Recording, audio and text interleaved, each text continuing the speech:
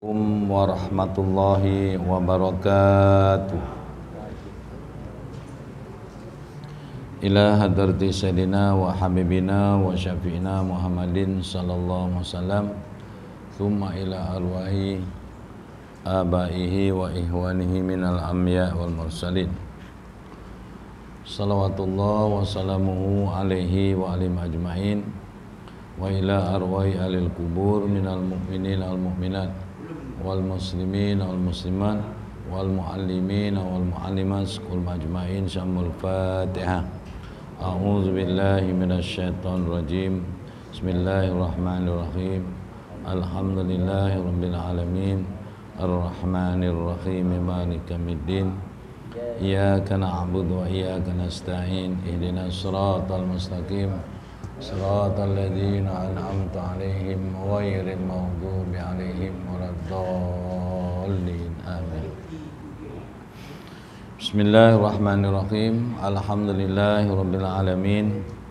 Wassalatu wassalamu ala sayyidina Muhammadin asyrafil anbiya wal mursalin wa ala alihi washabihi ajmain. Rabbi shrah li sadri wa yassir li amri wahlul 'uqdatam min lisani yafqahu qawli. Subhanaka la 'ilma lana illa ma 'allamtana innaka antal alimul hakim. Wala haula wala quwata illa billahil azim. Allahumma shalli ala sayyidina Muhammad wa ala alihi wasallim. Allahumma shalli ala sayyidina Muhammad wa ala alihi wasallim. Allahumma salli ala sayyidina Muhammadin wa ala alihi washabihi wa barik wa sallim. Ilahi anta maksudi wa ridha kamatlubi atini muhabbat wa ma'rifatak. Bismillahirrahmanirrahim. Alif lam mim. Allahu la ilaha illa wal hayyul qayyum wa anatil wujuhu lil hayyil qayyum wa qad khaba man hamala zulma. Wa may ya'mal minas solihati wa huwa mu'minun fala yakhafu zulma wala khadma. Hasbiyallahu la ilaha illahu alaihi tawakkaltu wa huwa rabbul arsyil azim. Wala haula wala quwata illa billahil azim. At-tahiyyatul mubarakatus shalawatut thayyibatu lillah. Assalamu alayka ayuhan nabi wa rahmatullahi wa barakatuh. Assalamu alayna wa ala ibadillah shalihin. Qala Allah Ta'ala a'udzu billahi minasyaitonir rajim. Bismillahirrahmanirrahim. Iza jaa nasrullahi wal fath wa ra'aitan nasa yadkhuluna fi dinillahi afwaja fasabbih bihamdi rabbika wastaghfir innahu kana tawwaba. Apabila datang pertolongan Allah dan kemenangan dan engkau melihat manusia masuk agama Allah berbondong-bondong, maka bertasbihlah memuji Tuhanmu dan mohonlah ampun kepadanya. Sesungguhnya Allah Maha penerima taubat para hambanya. Sadaqallahul azim.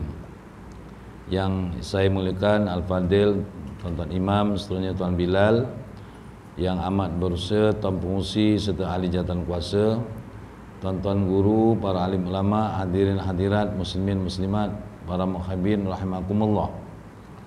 Alhamdulillah, pada malam yang berbahagia ini marilah sama-sama kita menjaga syukur kepada Allah Subhanahu Wa Taala kerana kita dapat semula dipertemukan di dalam majlis yang berkat ini, majlis yang mulia iaitu majlis ilmu.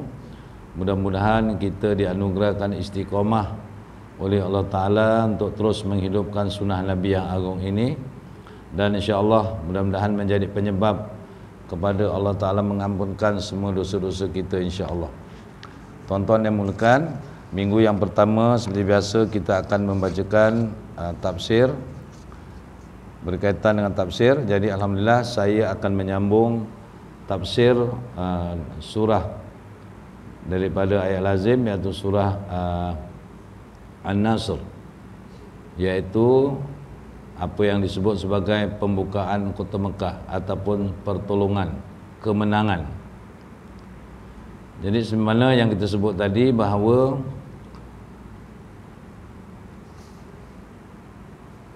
surah ini mengandungi 3 ayat, tetapi surah ini sangat besar faedahnya dan sangat tinggi nilainya serta sangat dalam maksudnya. Antara yang disebut di sini ialah apabila ayat ini turun sahaja, maka itu adalah tanda bahawa Nabi SAW akan diwafatkan. Maknanya apabila Islam telah pun menang dan dia dapat menawan atau membuka semula kota Mekah, yang mana asal kota Mekah itu adalah kepunyaan Rasulullah dan orang Islam, tetapi mereka telah pun dihalau daripada Mekah dan mereka berhijrah ke Madinah. Kemudian apabila Allah Ta'ala mengarahkan supaya mereka pergi ke Mekah untuk menawan kota Mekah dengan pertolongan Allah Subhanahu Wa Ta'ala, menunjukkan bahawa orang Islam waktu itu telah pun berjaya. Pertama, mencapai kemenangan dan mendapat pengikut pemeluknya yang ramai, dan juga umat Islam ataupun agama Islam telah pun diterima oleh masyarakat jahiliah pada masa itu. Dan Nabi SAW telah pun dapat membina sebuah negara yang baru, iaitu negara Islam Madinah, dengan berbagai sistem yang berpandukan Al-Quran dan Sunnah Nabi SAW. Jadi tuan-tuan dimulakan, kita terus pergi kepada kalimah Ja'a Nasrullah, iaitu apabila tiba datang pertolongan Allah, ialah suatu simbolik atau perumpamaan yang bermaksud telah berlaku pertolongan Allah Subhanahu wa Ta'ala. Imam Ahmad, Baihaqi dan An-Nasa'i meriwayatkan daripada Ibnu Abbas radhiyallahu anhu bahawa beliau berkata ketika diturunkan ayat, maksudnya apabila datang pertolongan Allah dan kemenangan, Nabi SAW bersabda,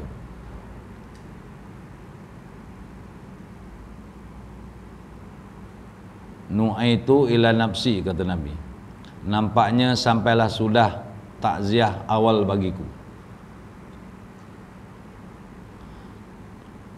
Apabila ayat ini diturunkan oleh Allah Ta'ala kepada Nabi, iaitu apabila datang pertolongan Allah dan kemenangan, kalimah kemenangan, maknanya yang selama ini kita lihat Islam itu begitu susah, dalam keadaan Nabi berusaha dengan bersungguh-sungguh dalam keadaan kesusahan dan kepayahan dan keperitan, akhirnya pertolongan Allah sampai dan Islam itu menang. Maka di sana Nabi berfaham bahawa, kata Nabi, "Nu'itu ila nafsi," nampaknya sampailah sudah takziah awal bagiku. Berikutan dengan itu, Nabi SAW telah diwafatkan oleh Allah Ta'ala pada tahun berkenaan. Diriwayatkan oleh Al-Jamaah, melainkan Ibnu Majah daripada Ibnu Abbas, "La hijrata ba'dal fath, walakin jihadu wa niat." Tiada lagi hijrah selepas pembukaan Mekah. Bermakna orang Islam tidak lagi berhijrah untuk mencari perlindungan, kerana waktu itu Islam telah pemenang. Maka tiada lagi hijrah selepas pembukaan Mekah, tetapi yang ada ialah jihad dan niat, iaitu jihad menyebarkan atau mempertahankan agama Islam, serta niat-niat yang baik untuk ke arah mendapatkan redha Allah Subhanahu Wa Ta'ala. Imam Bukhari dan Muslim dalam kitab Sahih masing-masing meriwayatkan daripada Ibnu Abbas radhiyallahu anhu, sungguhnya Rasulullah SAW telah berkata di hari pembukaan kota Mekah, la hijrata badal fathi walakin jihadu wa niyatu wa iza istanfaratum famfiru. Sesungguhnya tiada lagi hijrah selepas pembukaan kota Mekah, tetapi yang ada ialah jihad dan niat. Sekiranya kamu dipanggil untuk berjihad, maka sahutlah seruan jihad tersebut. Dan firman Allah Ta'ala yang bermaksud, dan engkau melihat manusia masuk agama Allah berbondong-bondong. Wa ra'aitan nasa yadkhuluna fi dinillahi afwaja.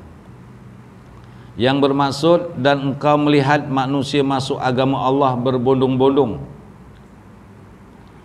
Artinya bahawa engkau, wahai Muhammad, melihat ramai dari kalangan bangsa Arab dan bangsa-bangsa lain menganut agama Islam yang engkau bawa secara beramai-ramai. Sedangkan sebelum ini, di peringkat awal Islam yang masuk memeluk agama Islam hanyalah individu, seorang ataupun berdua, namun akhirnya satu kabilah semua memeluk agama Islam. Apabila datang pertolongan Allah, tuan-tuan, maka segerombolan, satu kabilah, satu bangsa. Kalau macam satu kampung tu orang Jawa semua, contohnya satu kampung semua masuk Islam.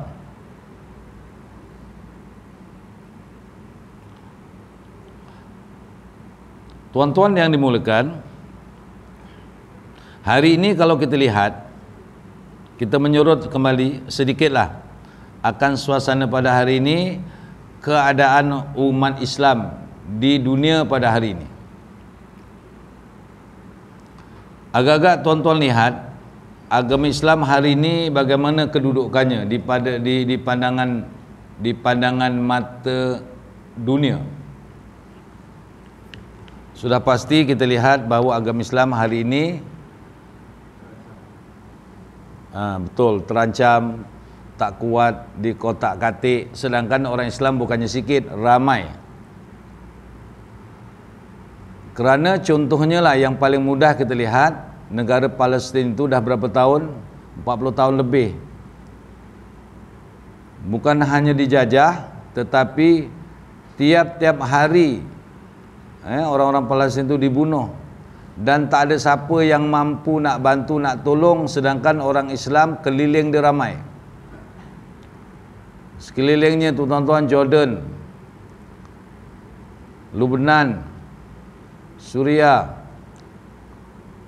Iraq, Arab Saudi, Mesir, dan mereka tu kaya-kaya, hartanya banyak. Tapi kenapa hingga sekarang ini Palestin tidak dapat dibela kecuali beberapa orang saja yang contohnya, maknanya satu usaha yang sangat sedikit yang begitu lemah. Dan hari ini kita berdoa, tuan-tuan, ada kumpulan kapal-kapal apa namanya itu yang nak menghantar makanan, apa totila ya, tu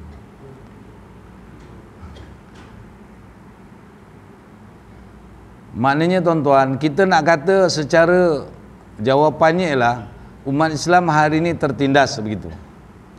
Umat Islam tertindas, umat Islam tak ada kuasa. Kadang-kadang kita terfikir, Yahudi yang sifatnya begitu, kenapalah Allah Ta'ala tidak hapuskan saja? Kenapa tak datang pertolongan Allah seperti dalam ayat ini?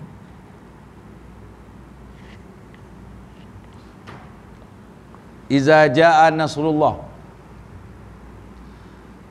Kenapa Palestin tidak ditolong oleh Allah? Padahal Yahudi bukannya ramai. Dulu pernah ada siapa kata, kalau kita umat Islam berkumpul kencing ataupun ludah di Palestin tu, satu dunia umat Islam saja boleh banjir. Dia orang mati lemas dengan sebab kencingnya kita atau ludahnya orang umat Islam di negara di negara Lanatullah tu, Palestin. Israel tadi tu. kalau orang-orang pejuang-pejuang Islam, ulama-ulama Azhar tuan-tuan, dia tak akan sebut itu negara Israel. Dia akan sebut apa? Palestin al-Muhtallah. Dia kekalkan negara Palestin itu. Kerana memang kita agama Islam, orang Islam memang iktiraf Palestin adalah negara yang merdeka. Jadi ulama-ulama itu akan menyebut apa? Palestin al-Muhtallah. Apa maknanya? Palestin yang dijajah. Dia takkan kata itu sekarang Perdana Menteri Israel ke Menteri Israel, tentera Israel. Tak, dia tak akan sebut Israel pun. Kerana mereka tak iktiraf. Pun betul begitu. Memang sebenarnya kita pun begitu. Kita kalau boleh janganlah sebut itu negara Israel. Sebab kita sebut negara Israel, tak jalan langsung dia berdaulat. Sedangkan negara Palestin yang berdaulat.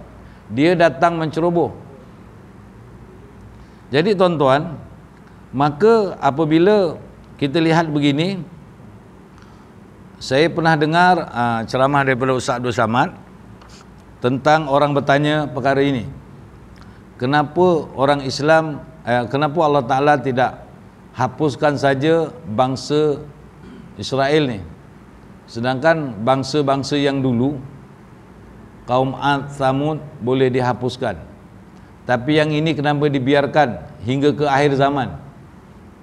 Maka kita lihat semula tuan-tuan, dalam hadis Nabi, la hijrata badal fathi walakin jihad wa niat.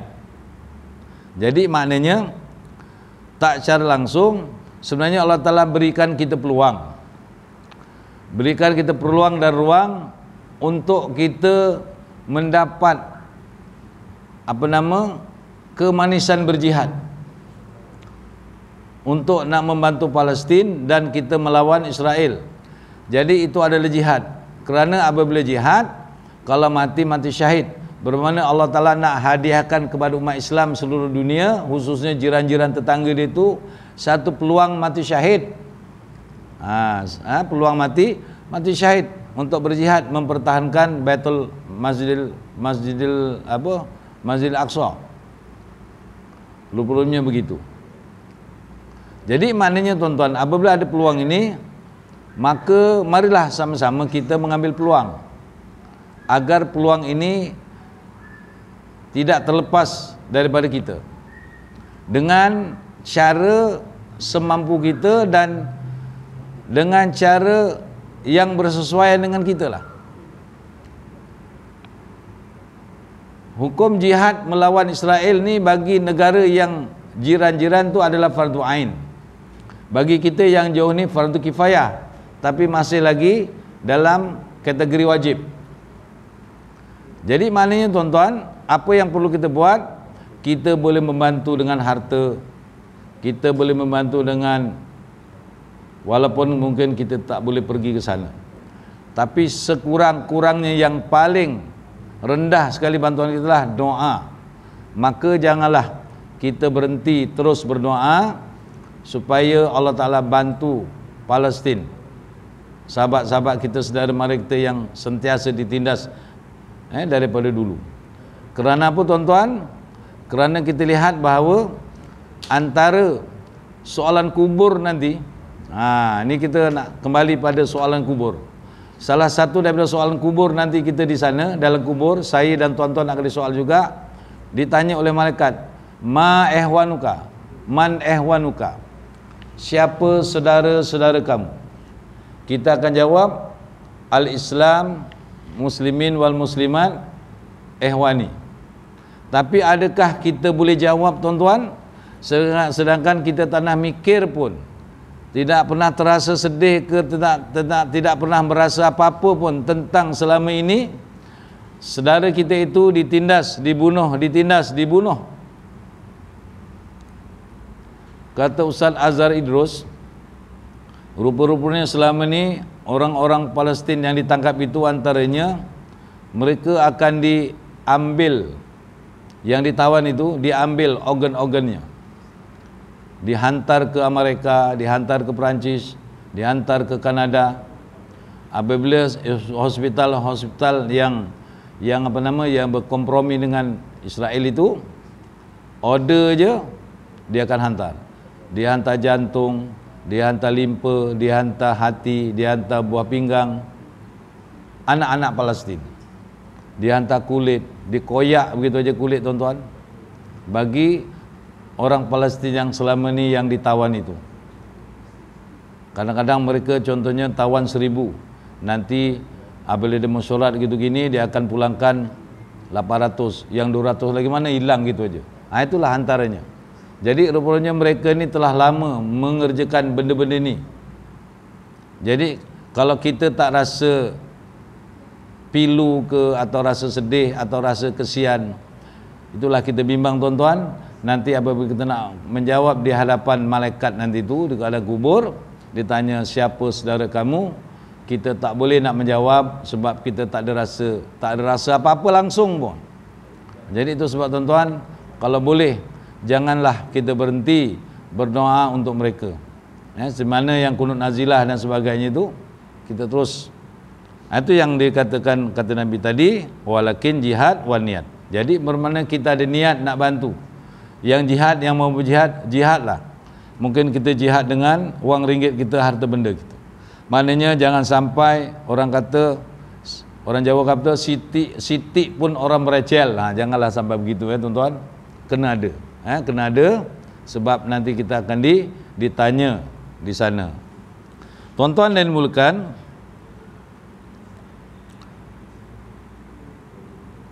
Allah Ta'ala berfirman, fasabbih bihamdi rabbika wastaghfir innahu kana tawwaba. Ayat yang ketiga, yang bermaksud maka bertasbihlah memuji Tuhanmu dan mohonlah ampun kepadanya, sesungguhnya Allah Maha penerima taubat akan hambanya. Ayat ini bermaksud iaitu apabila kota Mekah berjaya dibuka dan Islam tersebar luas, maka hendaklah engkau bersyukur kehadrat Allah Subhanahu taala di atas nikmat kurniaannya dengan mendirikan solat dan membersihkan namanya daripada segala perkara yang tidak layak bagi Allah Subhanahu taala. Ini adalah perintah. Jadi apabila kita mendapat kemenangan, yang diberi kemenangan oleh Allah, pertama apa yang kita disuruh buat, iaitu Allah Ta'ala suruh kita mengerjakan solat, mendirikan sembahyang, kemudian membersihkan namanya daripada segala perkara. Maksudnya apa, tuan-tuan? Maknanya kita kena memuliakan nama Allah. Kita kena memuliakan nama Allah. Sebab tu kita kena ada rasa terpanggil, kita terasa sensitif apabila kadang-kadang kita dengar, tuan-tuan, nama Allah dihina. Ada yang dibuat alas kaki, ada yang dibuat kat stokin. Itu kita jangan biarkan. Kita kan ada perasaan sensitif, kita mesti kena lawan dengan cara yang sesuai lah. Begitu. Kalau dengan TikTok lah sekarang ni dan macam, jadi jangan kita diam-diam ataupun kita tak rasa apa-apa. Kerana niat dalam Islam itu diambil kira oleh Allah Ta'ala. Niat kita tu ada, dipandang oleh Allah. Allah Ta'ala tahu niat kita apa. Macam contohkan, dalam hadis menyebut, yang maksudnya kalau kita melihat kemungkaran, hendaklah apa nama? Hendaklah dihalang dengan, dicegah dengan tangan. Kalau kamu tak ada kuasa, dengan mula-mula dengan tangan, lepas tu dengan perkataan. Kalau kamu tak mampu, la yastati fahuwa biqalbi, dengan hati. Hati itu kan niat, dan itu adalah adhaful iman, itu adalah serendah-rendah iman. Jadi maknanya, tuan-tuan, dalam Islam ni niat diambil kira. Jangan kata niat ni tak ada apa-apa. Salah niat boleh balak bencana kita, tuan-tuan. Kalau betul niat, akan dapat kebahagiaan kita. Maknanya kalau niat kita betul, boleh mendatangkan pahala. Kalau niat kita tak betul, boleh membawa pada dosa. Jadi bermakna niat ini diambil kira oleh agama Islam.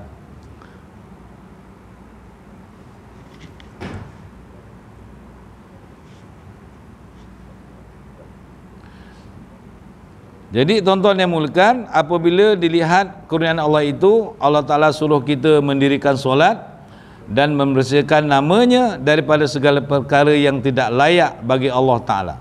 Kemudian jauhkan diri dari segala sangka buruk bahawa Allah tidak akan menunaikan janjinya memberi kemenangan kepadamu, yang ini melawan orang kafir.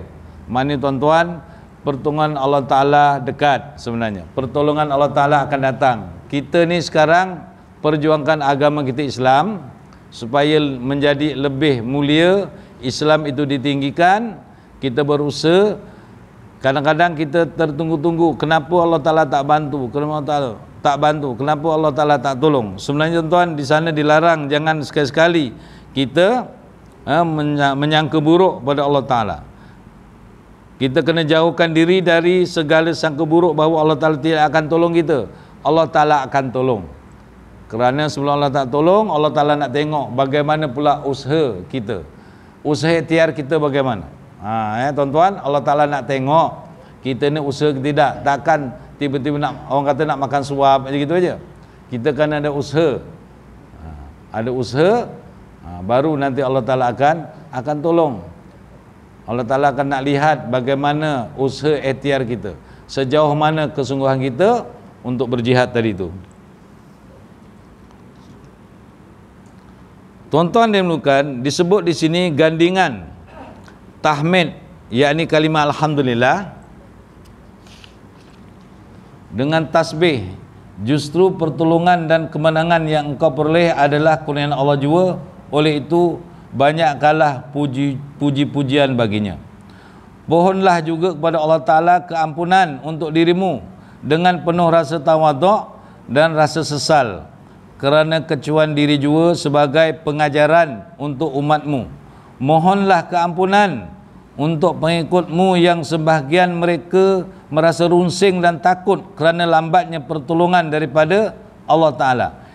Jadi dalam proses usaha peperangan itu, ada di antara sahabat-sahabat yang hatinya runsing, hatinya maknanya gundah gulana. Kenapa Allah Ta'ala tak tolong? Islam dah begitu banyak tertindas, begitu lama tertindas, bila masa ke Allah Ta'ala tak nak tolong? Inilah sangka-sangka inilah yang mungkin membawa kepada dosa. Maka sebab apabila mendapat saja kemenangan, diperintahkan di sana untuk istighfar pada Allah Subhanahu wa Ta'ala akan sangka-sangka yang buruk tadi kepada Allah Ta'ala. Maka mohonkanlah keampunan untuk mengikutmu yang sebahagian mereka merasa runsing dan takut kerana lambatnya pertolongan daripada Allah Ta'ala. Sesungguhnya Allah Ta'ala sentiasa menerima taubat bagi orang-orang yang memohon taubat kepadanya. Allah mengasihi mereka dengan menerima taubat hambanya, sehingga mereka tidak merasa putus asa dan kembali ke pangkal jalan setelah melakukan kesalahan. Tokoh-tokoh ulama hadis terkemuka dengan lafaz Bukhari, yang ini lafaz Imam Bukhari, meriwayatkan bahawa Aisyah radhiyallahu anha telah berkata, Rasulullah SAW setiap kali mendirikan solat selepas diturunkan surah ini, baginda membaca Subhanaka Rabbana wa bihamdika Allahumma firli. Tuan-tuan, ini ada satu tasbih tuan-tuan ya, tasbih yang Nabi baca apabila Nabi dekat-dekat umur nak wafat. Jadi amalan ini kita kena ambil dan kita kena amalkan. Kalau selama ni kita rukuk, kita baca apa? Subhana rabbiyal azimi wa bihamdi, betul kan? Kita belajar dulu gitulah sampai tua. Tak ada bacaan lain. Sebenarnya ada bacaan lain tuan-tuan. Antara bacaan yang famous yang Nabi lakukan ini, apabila Nabi dah dekat-dekat dengan wafat, Nabi sering membaca dalam rukuk dan sujudnya, Subhanaka rabbana wa bihamdika Allahumma firli. Kata Aisyah lagi, Rasulullah SAW banyak membaca dalam rukuk dan sujud, iaitu Subhanakallah Rabbana wa bihamdika Allahumma firli. Jadi tasbih ini kita boleh baca, kerana inilah ajaran Rasulullah. Dan pernah ditafsirkan, diterangkan oleh Ustaz Hadi Hidayat. Saya pernah dengar bahawa kalimah ini adalah kalimah yang lebih baik daripada kalimah yang kita baca. Lebih banyak pahalanya. Kerana apa? Kalau kata dia subhana rabbiyal azimi wa bihamdi, maha suci Allah yang maha agung dengan sifat kepujiannya. Itu je. Maknanya kita hanya bertasbih memuji Allah. Tapi kalau baca yang ni, kata dia subhanakallah, kita puji Allah,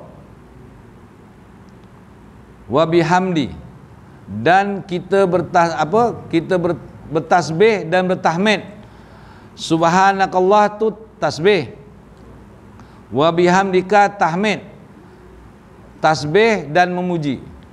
Kemudian ditambah lagi Allah maghfirli, ampun, minta ampun. Tuan-tuan, minta ampun bermakna ada 3 kat situ, iaitu tasbih, tahmid dan istighfar. Maka kata Sayyidatina Aisyah radhiyallahu anha, Nabi akhir dekat-dekat nak wafat, sering kali Nabi akan membaca dalam sujudnya dan rukuknya kalimah ini. Jadi tuan-tuan, kita boleh baca. InsyaAllah nanti saya snapkan, saya bagi pada Cikgu Syarudin, nanti boleh sebarkan dengan kawan-kawan untuk untuk kita hafal dan kita cuba amalkan ni. Yang dulu kita baca subhana rabbiyal azimi wa bihamdi, itu kan rukuk. Kalau sujud subhana rabbiyal a'la wa bihamdi. Jadi kita ni dah tua-tua, kita tambahlah yang lebih baik, upgrade sikitlah orang kata. Iaitu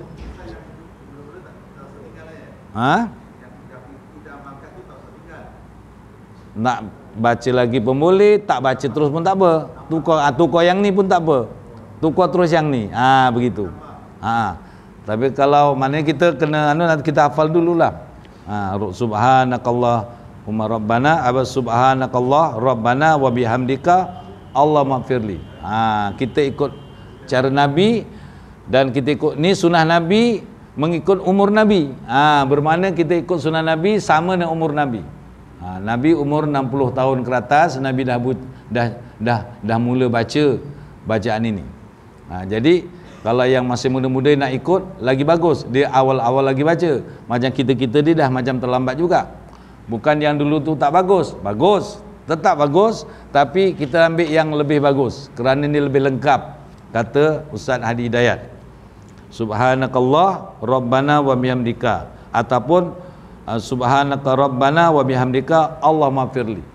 Ada memohon keampunannya. InsyaAllah tuan-tuan.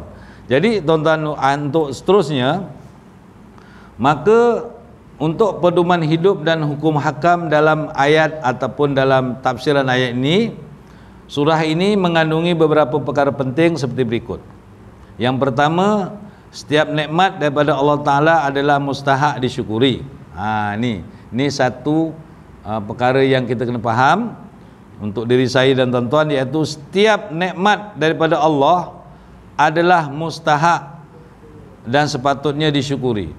Allah wajib dipuji. Antara nikmat yang paling besar yang Allah kurniakan kepada Nabi SAW dan umatnya ialah kejayaan dan kemenangan mereka ke atas musuh, juga penaklukan atau pembukaan kota Mekah yang menjadi ibu negeri orang Arab dan Islam, serta lokasi Baitul Haram atau Kaabah yang mulia sebagai kiblat bagi umat Islam.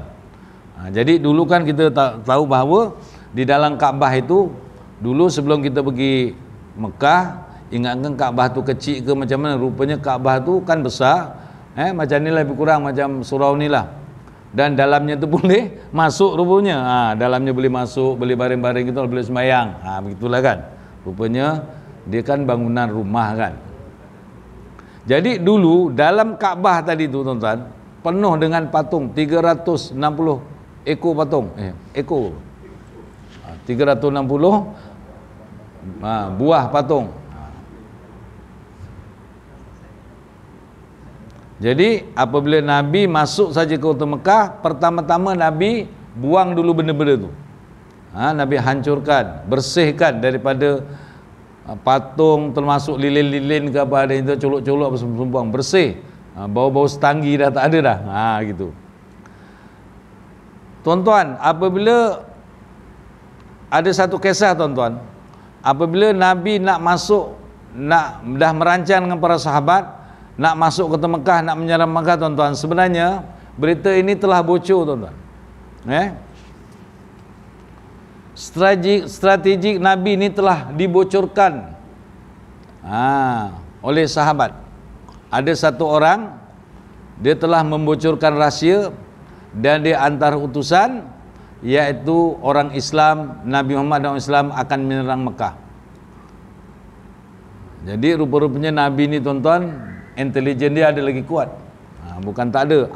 Intelijen dia ialah malaikat. Malaikat beritahu dengan Nabi, wahai Muhammad, bahawa planning kamu nak menyerang Mekah telah pun bocor. Maka orangnya ini diberitahu. Ada satu orang sahabat, saya tak ingat namanya. Maka orang itu sedang mengantar utusan. Dalam tu ada surat memberitahu tentang tragedi Nabi, orangnya berapa, serang lalu mana, dan bila, pukul berapa akan sampai dan sebagainya. Semua siap cukup. Jadi malaikat beritahu pada Nabi, dan Nabi pun panggil sahabat-sahabatnya beritahu perkara ini. Dan Nabi kata, sekarang juga engkau pergi kejar seberapa laju, seberapa kuat kuda. Sekarang ni orang utusan itu rupanya dibawa oleh seorang perempuan yang memacu kuda yang laju, hampir sampai ke Mekah, tapi dapat dikejar oleh Sayyidina Ali dan sahabat-sahabat yang lain, beberapa orang, dan akhirnya ambil balik surat tadi. Dan dilihat rupa-rupanya ada orang yang mengutuskan, yang suruh tu loh, iaitu seorang sahabat. Tapi Nabi, tuan-tuan, maafkan orang tu. Bayangkan, tuan-tuan, kita punya strategik sahabat, tapi oleh kerana Nabi ni orang yang sangat pemaaf, Nabi maafkan. Kerana Nabi teringat bahawa sahabat bertanya, kenapa tak hukum saja orang yang bocorkan rahsia ini? Kata Nabi, aku dengar janji dari Allah Ta'ala bahawa Allah Ta'ala akan ampunkan segala dosa-dosa Ahlu Badar. Rupanya, tuan-tuan, salah seorang ahli Badar yang membocorkan rahsia. Sebenarnya dia bukan bocor rahsia, kata dia. Dia bukan bocor rahsia sangat. Cuma dia nak beritahu pada saudara mara dia aja. Sebab orang Mekah ni kan orang Madinah, masa mereka pergi ke Mekah, kan saudara mara dia ada lagi, sepupu dia, makcik, pakcik apa semua ada lagi. Dia nak beritahu tu aja. Bukan nak beritahu pada semua pun. Tuan-tuan, tapi Allah Ta'ala tegur, apabila kamu telah berasingan ataupun kamu tidak sama agama, kamu bukan saudara mara lagi. Kamu bukan saudara seakidah lagi, termasuklah kamu juga bukan saudara mara yang sepatutnya dikasihani. Begitu. Jadi akhirnya Nabi maafkan, dan Nabi pun berjaya membuka kota Mekah. Apabila Nabi sampai saja, tuan-tuan, masing-masing dah takut. Tetapi ada satu strategi yang Nabi buat. Nabi tidak menginyaya orang-orang, termasuk ketua orang Quraisy yang nama Abu Sufyan. Malah Nabi, ibarat kata Nabi memuliakan Abu Sufyan. Jadi Nabi kata, kami masuk ini tak dengan kekerasan, tapi barang siapa yang melawan memang akan ada kekerasan. Jadi kata Nabi, barang siapa yang masuk Kaabah, dia selamat. Barang siapa yang masuk rumah-rumah sendiri, dia selamat. Dan barang siapa yang masuk rumah Abu Sufyan, dia selamat. Terperanjat Abu Sufyan. Selama ni dialah yang paling keras melawan Nabi. Jadi kalau kali ini Nabi datang dengan tentera yang ramai, memang habislah dia. Sezat gaya kena sula dia. Tapi tiba-tiba perkataan Nabi kata, kalau siapa yang masuk rumah Abu Sufyan selamat, bermakna tak sangka Nabi memuliakan dia. Itu yang akhirnya Abu Sufyan pun masuk Islam. Tuan-tuan, itu sifat Nabi yang sangat pemaaf. Kerana Nabi ni sangat sayang dengan umatnya.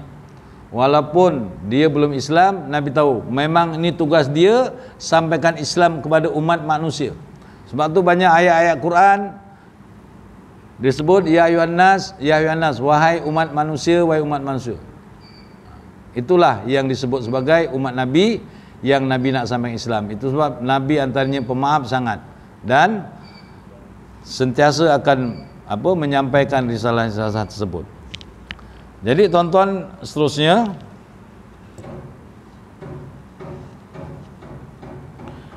nikmat Allah Ta'ala yang begitu besar ditambah serta digandakan lagi dengan kemasukan orang Arab dan bangsa lain di dalam agama Islam, apatah lagi kedudukan baginda semakin mantap kerana apabila baginda menaluk ke Mekah. InsyaAllah. Orang-orang Arab lain berkata, kalau Muhammad sudah mengalahkan penduduk Mekah, padahal sebelum ini penduduk Mekah dimenangi oleh Allah dimenangkan oleh Allah melawan tentera bergajah. Maknanya kamu semua tidak mungkin berdaya mengalahkannya.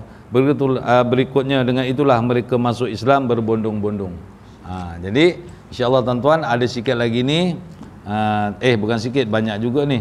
Jadi kita perlukan satu hari juga. Jadi insya-Allah saya akan sambung pada pada bulan depan lah insya-Allah. Surah surah An-Nasr ni belum habis tafsir ni.